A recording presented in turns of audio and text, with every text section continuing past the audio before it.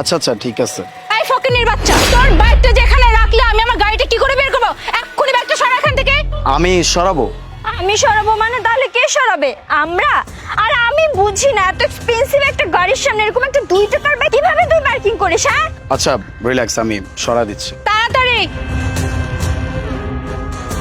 এই ধাক্কা মারছিস কেন? শরীরে শক্তি নাই?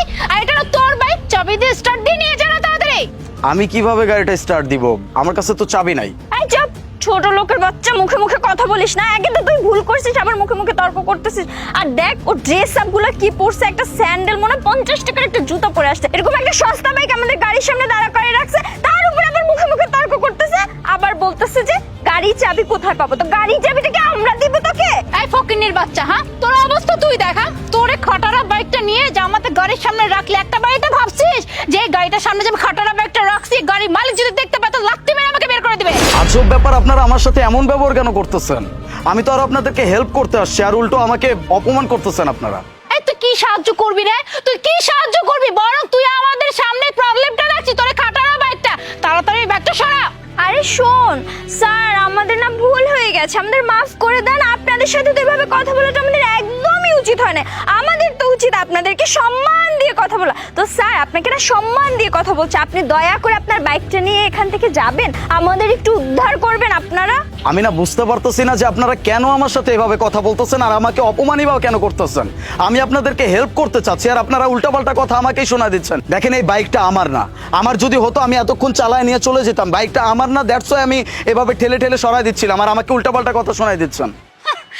দেখ না, ফকিনির আবার নতুন কথা। এই বাইকটা নাকি তোর নাই ফকিনির বাচ্চা। তাহলে এই বাইক যদি তোর না হয় তাহলে তুই কি আম্বানি নাকি? মানে এর থেকে বড় গাড়ি তোর আছে নাকি? ছোট লোক ফকিনির বাচ্চা জানি কোথাকার। তোর মতো ফকিনির সাথে না এই বাইকটা যায়, বরং এই বাইক কেন তোর মতো ফকিনির সাথে তো যায় সাইকেল। সাইকেল তাই না রে দোস্ত? সাইকেলও অনেক বেশি বলা হয়ে গেছে। আমার তো মনে হয় ওর মতো ফকিনের কাছে রিক্সা থাকাটাই মনে হয় ভালো। সরি ভাইয়া, বাইকটা আমার। মেবি আমার বাইকের জন্য আপনাদের প্রবলেম হচ্ছে, আমি বাইকটা সরাই দিচ্ছি।